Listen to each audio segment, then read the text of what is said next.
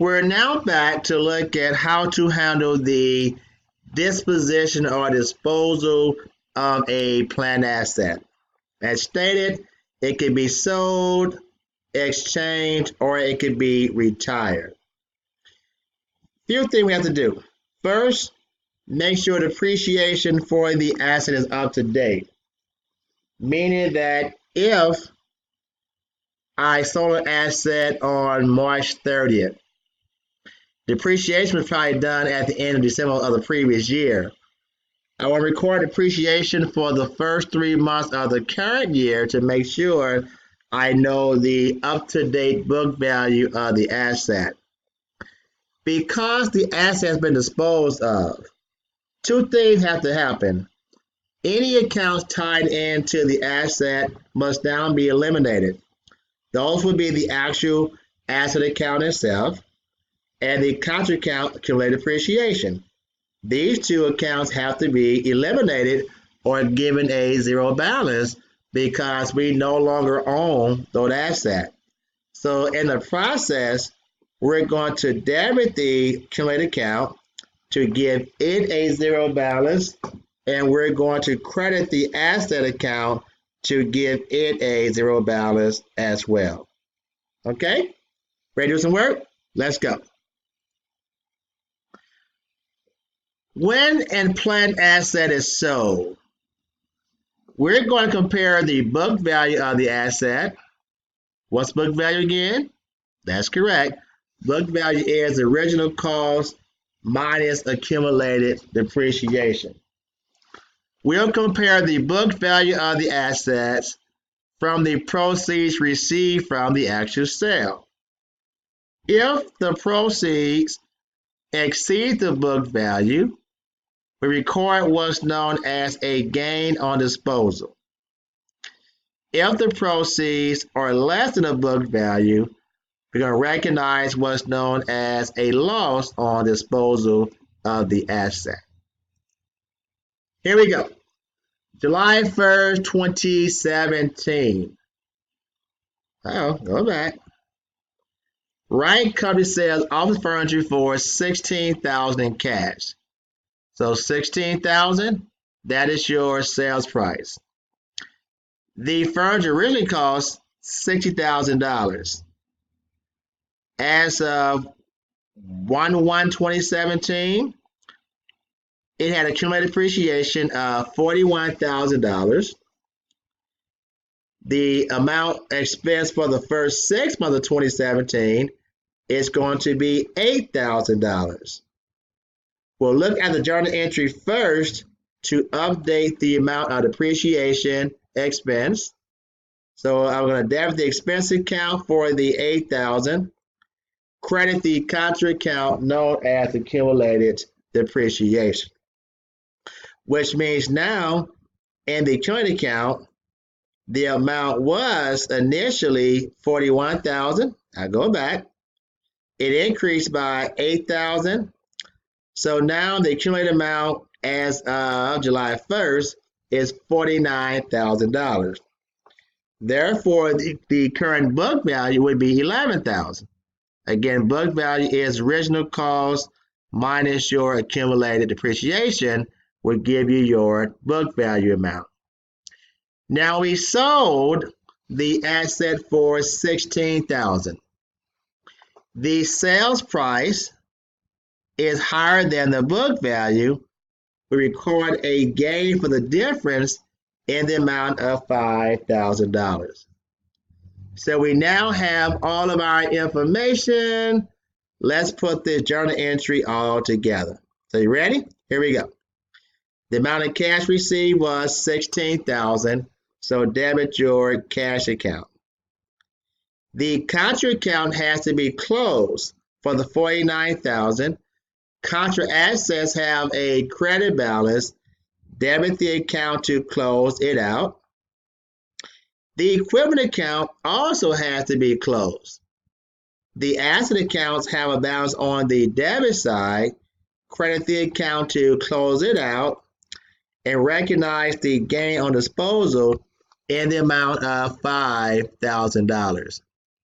Now recall from your previous chapter, the gain on disposal will be shown on the classified income statement under the other revenues and gains section of the classified income statement. Okay? What if we sold the asset for $9,000 instead? Book value is still $11,000. In this case, we have a loss because the cash proceeds is less than the actual book value of the asset. So cash received would be $9,000. The country account still there for $49,000. That stays the same. But now we have a loss on disposal. We'll debit for $2,000. Stop that. And the equipment account, we're going to credit for $60,000. So whether you have a gain or a loss, notice that this journal entry and this entry here stays the same, because once it's disposed of, these two accounts must be eliminated. Whether you have a gain or loss depends upon the difference between the book value at the time of the sale and the amount of the cash proceeds. Next, retirement of a planned asset. Retirement means that no cash is going to be received. So once again, we must debit the contra account, current depreciation, and we must credit the asset account. And the book value of the asset, because book value represents how much we expect to get from the asset. If the asset is retired, we didn't get anything. The book value of the asset will be recorded as an actual loss. Okay? Last topic are intangible assets. Intangible assets are assets that do not have a physical substance, but they have value because when you own these assets, you have certain rights and privileges, such as patents, copyrights, trademark, trade names, or examples of different types of intangible assets.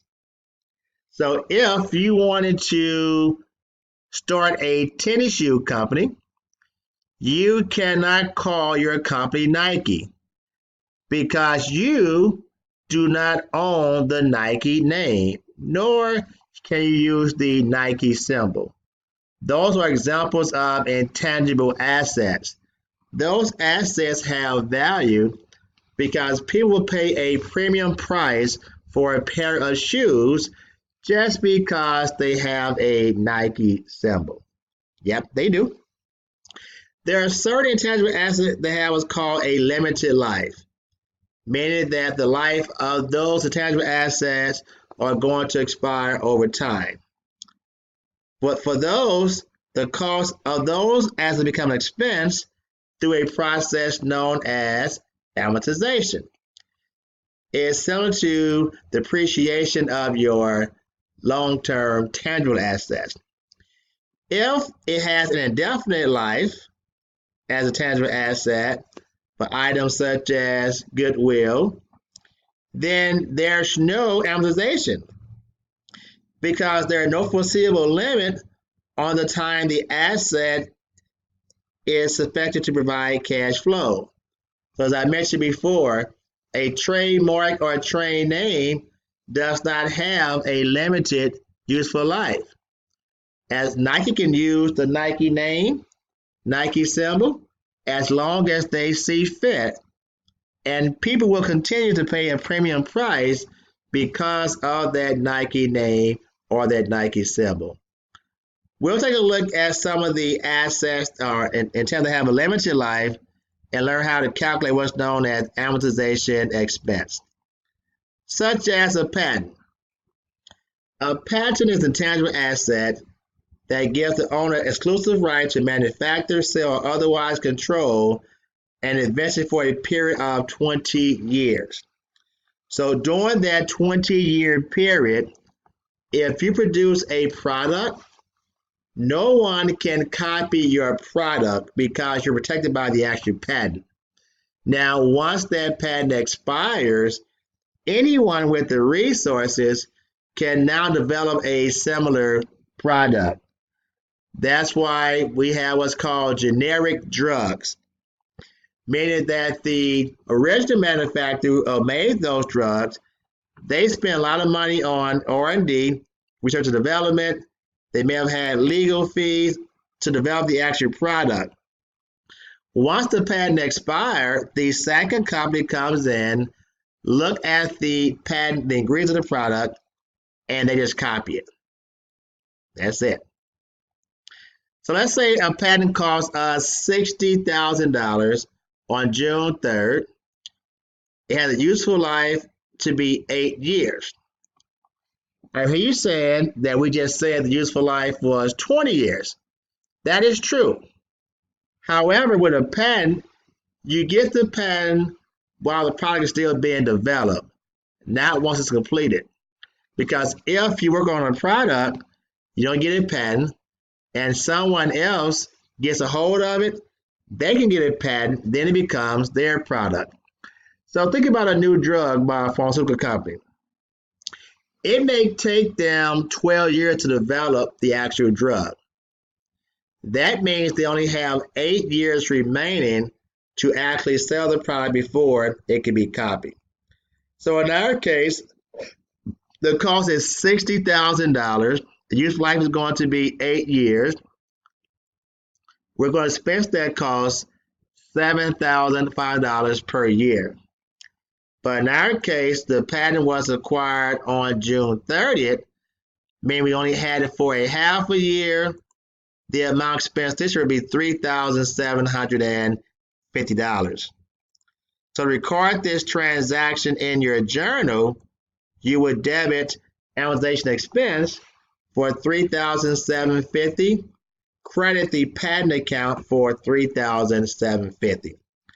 Note with your intangible assets, they do not have a contra asset account because the value of the patent is going to expire over the next 8 years. Therefore, the deduction is directly going to the actual patent account. So every full year, we're going to spend $7,500 on the cost of the patent. And in the last 6 months, you will have the same journal entry for the $3,750. Research and development costs to develop a patent, copyright, new product, etc. Those costs are going to be expensed as they incur. So companies spend millions of dollars on research and development costs, but unfortunately for them, those costs are going to be expensed as they incurred. They're not going to be capitalized. So a copyright is an intangible asset that gives the owner exclusive right to reproduce and sell an artistic or published work. Meaning that if you're a songwriter, no one can copy your song lyrics for the life of the creator plus 70 years after your death. If they do, you can sue their pants off. So trademarks and trade names, such as, again, Big Mac, Sunkist, Coca-Cola, etc., are able to be renewed indefinite number of 20-year periods. So these companies are going to renew their trademark or their trade name every year, so every 20 years, so they can keep that trademark or their trade name. Therefore, these type of assets, intangible assets, are not going to be amortized. Franchises have a limited life depending upon the actual contract. It could be 5 years, 10 years. Therefore, franchise costs are going to be amortized. Goodwill represents the excess of the purchase price over the asset's fair market value. Goodwill is not going to be amortized. It does not have a defined useful life. I'm going to stop here to try to keep the video under 15 minutes. I'll come back with one last video.